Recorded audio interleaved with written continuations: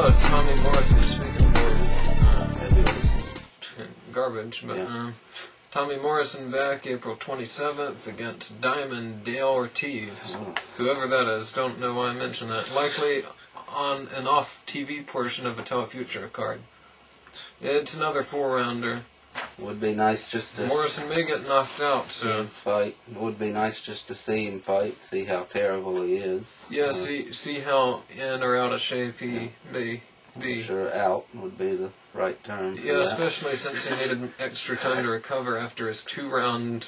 knockout of some horrible bum who hurt his ribs, apparently, somehow.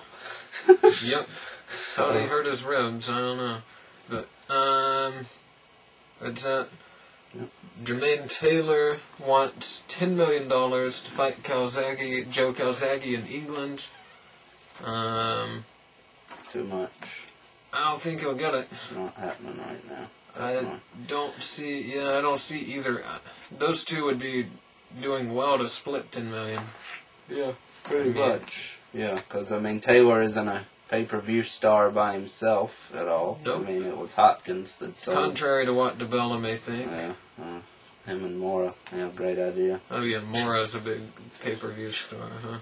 Yeah. You need definitely 2 names to sell a fight. Absolutely. Mora's not enough of a name, by any means. But anyhow, also Calzaghe, there's just Calzaghe, staying on Calzaghe, he's possibly the top people in the running, it looks like, are Kessler and Jones. Right now, maybe Taylor, although that seems like that's not going to happen now. Probably not. But, Kessler and them have been making offers, supposedly. Who knows what's real and true. Yeah, who knows with numbers what's really truth. But Roy Jones has said publicly that he's willing to take 40% of a purse against Joe Calzaghe in the UK. Yes. Where Joe Calzaghe gets the lion's share, 60% to him, yes. First time ever Jones would be taking less than an opponent, I'm pretty sure. Maybe besides his early days. And first time I remember a bigger name willing to take less than the smaller name. And the fact that Jones is willing to go to Calzaghe's hometown. I mean, we all know how Jones feels about going outside of the U.S. after the Olympics. This will be the first time ever if it happens. Since the Olympics, since Seoul, Korea. Yes, absolutely. Don't go there, they'll steal from you, especially if there's any gold involved. Yep. Just ask Roy Jones. Absolutely. But Jones needs a knockout over there, and I think he'll get it. So against Calzaghe, I think he has no other chance to get a win if he doesn't get the knockout. So it's kind of hard for me to see a knockout simply because Jones hasn't been knocking people out in recent years. I think Calzaghe's at the same kind of level as someone like a Tarver or someone like that, as far as someone durable enough to make it the distance. Yep. Just the fact that I think Jones will definitely need at least a thorough domination. Yes. He can at least, if the fight gets signed, play up the fact that he was robbed in Korea. Yeah, it's true. He can really maybe put pressure on the judges to not rip him off. Yep, maybe. Hopefully. At least that would be the strategy he needs to use. Use the Hopkins thing with the referee. Joe Cortez used it to his advantage completely. Yep, said he didn't trust Joe Cortez, and then he ended up getting Cortez on his side. Yep, Joe Cortez was completely biased towards Hopkins in the Robert Allen third fight. Not that it mattered. No, not that he needed any help, of course. But anyway, I think Jones probably would knock him out because he'll raise his game. He knows he's fighting one of the best fighters in the world. Well, he was supposed to raise his game against Tarver in their third match, in their second match, and in their third match. Tarver clearly has a way of getting to Jones, so Tarver did get the best of him, definitely. But we'll have to see what happens. Yep, just... Tarver has a very difficult style for Jones, obviously. Obviously. Yep. Okay, but anyhow, which is shocking to say, but anyhow, Vladimir Klitschko versus Lehman Brewster 2 is officially signed July 7th in Germany.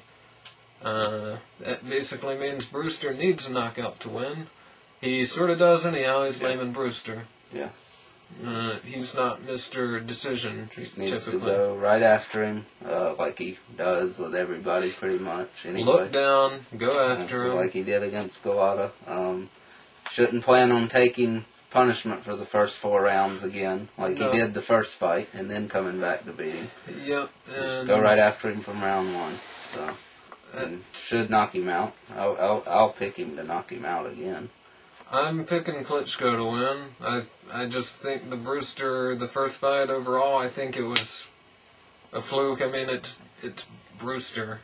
I think Klitschko will end up winning. Don't want him to. I'm hoping Brewster wins. And I hope Klitschko keeps fighting afterwards. Yes. At least I've got some select people I want him to fight. Only. That way he keeps losing. But anyhow, got a while for that one. That fight could even fall apart between now and then with a Klitschko involved and with... Always possible. With those type of people involved, you never know what's going to happen. And by those type of people... Germans. I mean, covered that with Germans, I guess. I'll leave that to you to decipher. No, Germans are great people. But anyhow, Mohammed Rahman versus Candice, this fight was going to be in Miami. Looked like it might get a TV date. The promoter was trying to get it. He was really wanting it shown. Now it's been moved to Indonesia. June 16th, so... Nothing. Pretty much guaranteed off TV. No pretty much about it. No. It's not on TV. If they won't send a TV crew for Manny Pacquiao, yeah. They're not going to do it. Yeah. For someone that hadn't even been shown here yet, period. Yeah. So anyhow, great. Thanks a lot. Once again. Another great move from Miami to... Yeah, to... overseas somewhere. Just like the Cubans, Miami to Germany. No sense whatsoever. Okay.